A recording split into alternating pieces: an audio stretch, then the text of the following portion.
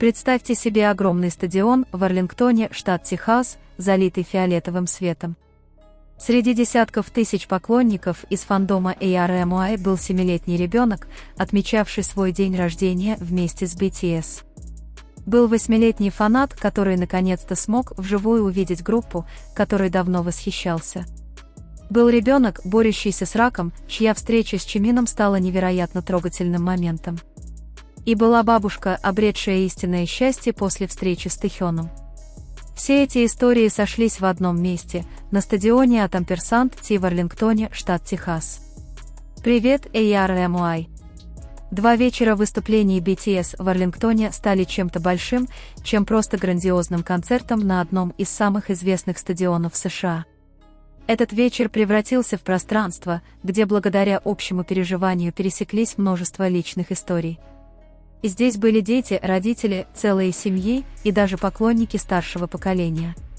Они пришли по разным причинам, но их объединяло одно – любовь к BTS и музыке, сопровождавшей их на жизненном пути. 16 августа BTS вернулись на стадион от Амперсанд-Ти для второго выступления в Арлингтоне. Стадион, обычно ассоциирующийся со спортивными матчами, в тот вечер превратился в море фиолетового цвета. Тысячи лайтстиков освещали трибуны, голоса ARMY наполняли каждый уголок арены, а внимание всего зала было приковано к 7 участникам BTS на сцене. И все же за грандиозностью сцены и сиянием прожекторов скрывались маленькие, личные истории, которые наполнили этот вечер особым смыслом. Одна из таких историй связана с юным поклонником, которому только что исполнилось 7 лет. Это был его день рождения. Он пришел вместе с родителями, даже надев на запястье аксессуар с персонажем Тата. Вместо обычной вечеринки он провел этот особенный день, наблюдая за живым выступлением BTS. Взрослому это могло показаться просто концертом.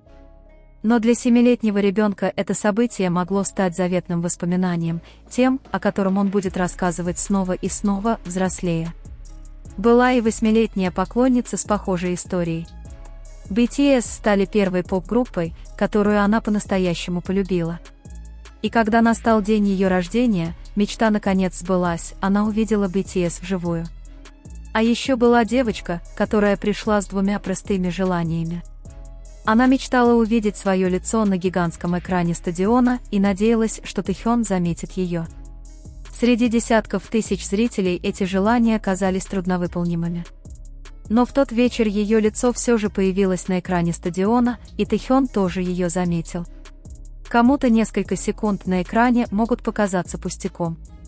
Однако для ребенка такой мимолетный миг может стать одним из самых дорогих воспоминаний в жизни. В Арлингтоне произошла и еще более трогательная история. Благодаря поддержке организаций Texas Heroes for Children и United Healthcare 5 детей, проходящих лечение от рака, вместе со своими семьями получили возможность посмотреть концерт BTS из VIP-ложи 15 августа. На несколько часов они смогли отвлечься от больничных будней и многочисленных трудностей, с которыми им приходилось сталкиваться.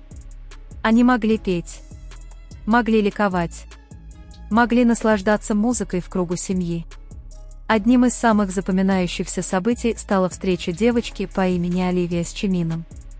По данным организации Heroes for Children, Оливия боролась с раком уже больше года. Эта встреча стала очень эмоциональным событием для самой девочки и ее семьи. Чимин обнял ее, ласково поцеловал и вручил подарок. Конечно, один концерт не может изменить ход лечения, а группа BTS не в силах устранить все проблемы, с которыми сталкивается семья. И все же мгновение счастья имеет огромное значение.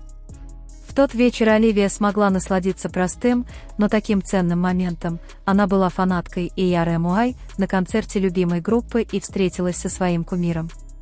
И, пожалуй, именно в этом и проявляется сила музыки. Музыка не всегда решает проблемы, но она дарит возможность улыбнуться, разделить радость и создать прекрасные воспоминания даже в самые тяжелые времена. Еще одна история связана с семьей, для которой концерт BTS стал особенным подарком. Мама повела дочь на стадион.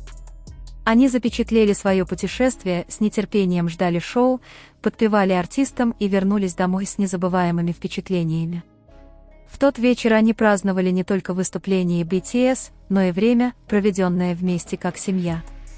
Как выяснилось, история концерта в Арлингтоне принадлежала не только молодому поколению. Когда камера скользила по залу, в толпе можно было заметить и фанатов старшего возраста.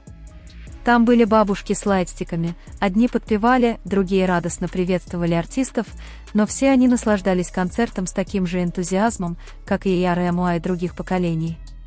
Особое внимание фанатов привлекла история одной женщины, получившей брелок из рук Тэхёна.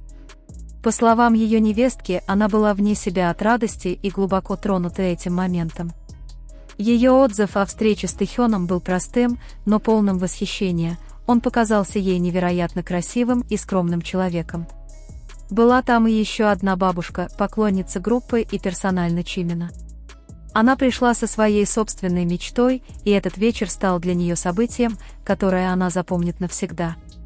Когда все эти истории складываются воедино, возникает прекрасная картина.